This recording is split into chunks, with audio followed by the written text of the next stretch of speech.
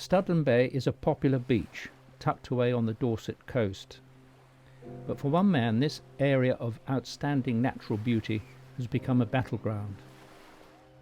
Every week, Neil Garrick Maidment and his team of divers survey the waters of Studland Bay in search of one of Britain's most enigmatic species. But over the past year, this weekly marine survey has become increasingly dangerous. We even had one lady a couple of years ago who deliberately reversed her boat over one of the divers, even though she was told he was there, because she said, in her words, "This'll teach him, he won't come back again, will he?" We've been, threatened they're going to run their boats over us. Even led to death threats against myself and my fellow divers.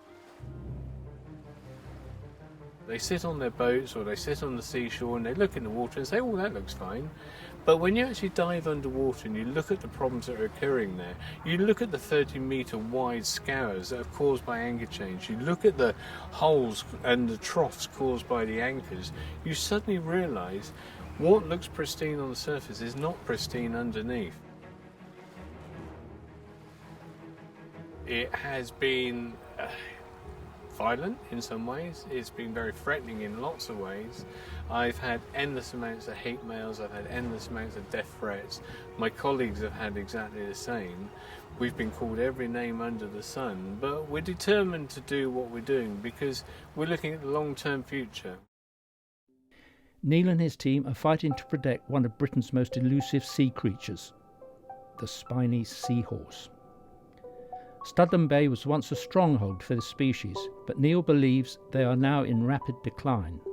He believes that the local boating and yachting community are largely to blame. His reason is their use of traditional moorings and anchors. What's happened since 2008, the habitat has actually broken up and the seahorse numbers have actually dropped. We used to have about 40 individual seahorses here. This year to date, in 2014, we've had none at all. The problem with the anchors going into the seagrass bed is it's a bit like ploughing a field, basically. If you can imagine an anchor goes into the seagrass, gets dragged through the seagrass and then pulled back up again. So you've got this long channel where the seagrass has been ripped up out of the seabed.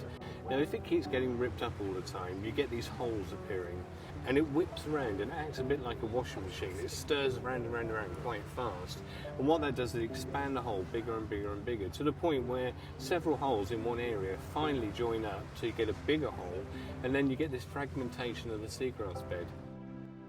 Neil aims to present his research to the government in an effort to push for Studland to become a marine conservation zone, also known as an MCZ. MCZs are marine areas that, if selected, will be protected by the government to help rare and threatened species and preserve their habitat. But emotions are running high on both sides of the argument. John Reed of the Boat Owners Response Group believes that there will be serious consequences if Studland Bay is granted MCZ status. If the Studland anchorage was closed, lives will, not may, but will be lost because they have nowhere else to go when the weather turns nasty. It is actually the UK's most heavily used sea anchorage. The idea of putting a marine conservation zone in the middle of it is fraught with difficulties. We're very concerned that it should remain open for everybody to use. At the moment, there is still a worst-case scenario where the bay could be closed altogether for boating. We have a major problem with the MCZ process, which a lot of people have, and a lot of people are very unhappy about it. The problem is, the way the government set this all up, they aren't able, even now, 4 or 5 years in, to be able to tell us exactly what they will do with these MCZs. We need to know, before we can agree to anything, what the effect is likely to be on our activities. Are we going to be allowed to anchor? Are we going to be banned? Are we going to be pushed out of areas which are important on the safety aspect, economically, and important purely socially as one of the main leisure venues of the South Coast? Dr. Michael Simons, also of the Boat Owners Response Group, questions the science behind Neil's argument and believes that the boating community are being given a bad name undeservedly. Hopefully we can get to the truth of what's going on, because there has been a lot of misinformation, misunderstanding, and basically prejudice being applied. You can see the round clear circles. That's due to mooring chains. These are there, they're fixed. It is damaged, but it's a fixed amount, and it amounts to less than 0.1% of the area of the eelgrass. It's really very little indeed. So then there's the question that, do these mooring scars, do they have any effect on the seahorses?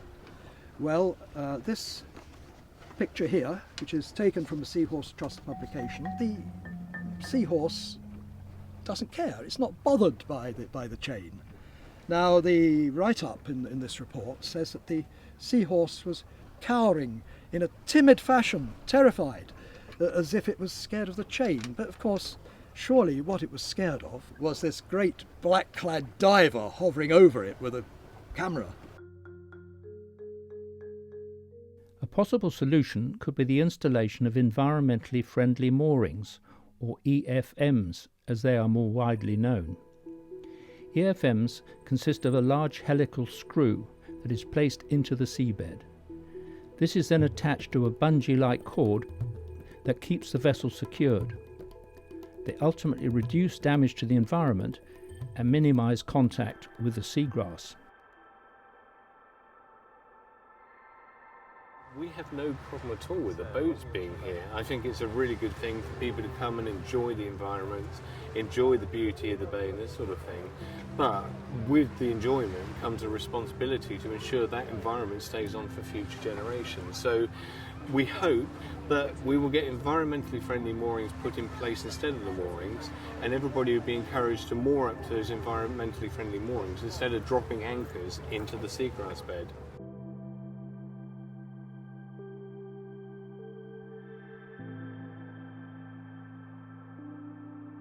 Find us an EFM which is proved to work safely in Studland and can be paid for and can be maintained without costing somebody a great deal of money, then let's put it in, if that's what's needed to save the eelgrass.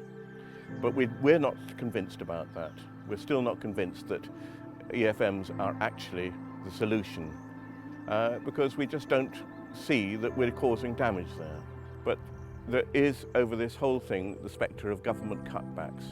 Supposing it was decided, for example, that Studland should become a no-anchor zone and that EFMs were the solution, who is going to fund that? Government can't do it at the moment. Which is more important, fundamentally, hospitals or EFMs? Now, I know that conservation is in conflict with social need, but we've got to strike a balance somewhere, and it's something that we all say. I know that Neil Garrick-Maidment in the Seahorse Trust says the same. He wants to see Studland survive for his great-grandchildren. So do I.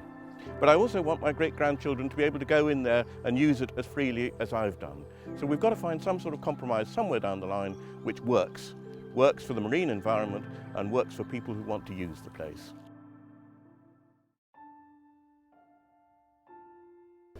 I have great admiration for Neil's work in the Seahorse Trust, for setting it up, for protecting seahorses against exploitation, like in Chinese medicine, being captured for no good reason. I can understand his frustration at finding that this lovely site of seahorses, they called it a colony. It's not really a colony because they come and go at Studland, very easy to study, near the beach, relatively clear water. Frustration at finding this is not happening anymore. Maybe he needs to find a scapegoat. I just don't know why. Because there is no evidence of this destruction of the habitat. There is acre and acre of eelgrass there. There's more than enough, probably, for all the seahorses that have been seen in Britain in the last 10 years. So I don't understand his position. I do very much resent spurious and false allegations like this. Posh yachties destroy seahorse habitat with their anchors.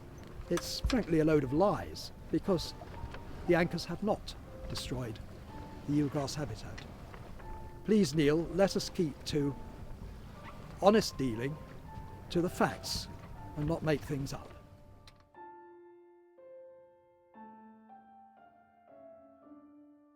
Why do I do it? Why do I look after seahorses? I sometimes wonder, to be honest. When I'm getting the death threats, when I'm getting the abusive phone calls, when I'm getting the abusive emails from people, I do really wonder why. But then I go under the water, and I'm down under there, and you're wading through the seagrass and what have you, and then suddenly you see a seahorse in front of you, and you think, yeah, this is what it's all about. They have so many questions unanswered about them. I want in my lifetime to answer at least some of those questions, and that's why I try and fight for the protection of sites so that we still have seahorses for the future.